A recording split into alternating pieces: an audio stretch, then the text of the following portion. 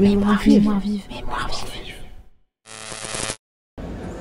C'est parti, mémoirevive.tv en direct du web avec Courriel, salut. Salut, ça va? Oui, alors on teste notre nouveau système. Incroyable, il faudrait que en fait, la caméra se retourne sur elle-même parce que là on est en train de voir un iPhone qui est branché à un pied, qui est branché à un flash, qui est branché à un pied. On fait de la vraie vidéo à partir d'un iPhone. Oui, avec deux micros. Alors je sais pas quand tu étais petit si tu regardais les jeux de 20 h avec Maître Capello. Ah bah, voilà, Maître Capello dit. Voilà.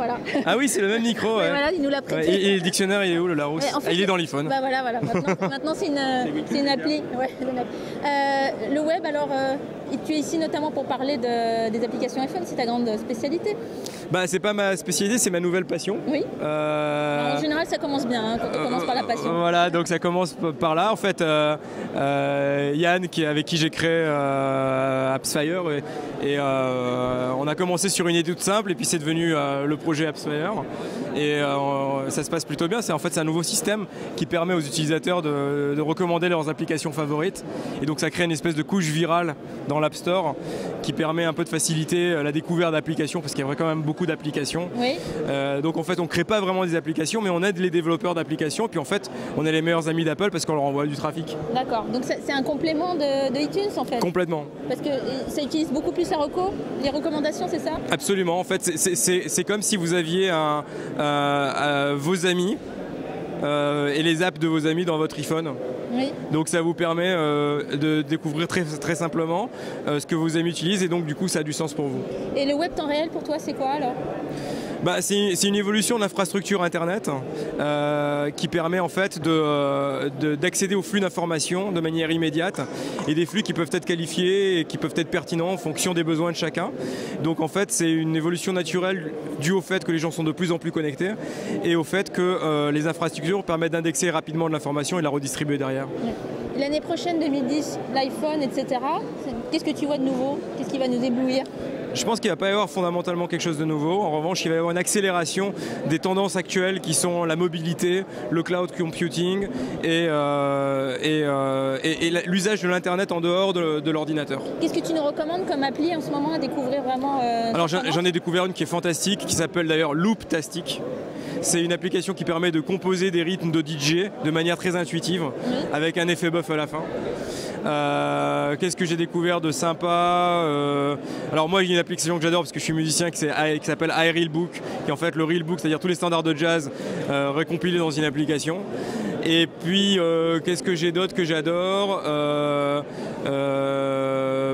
Shazam, mais bon, ça tout le monde la connaît.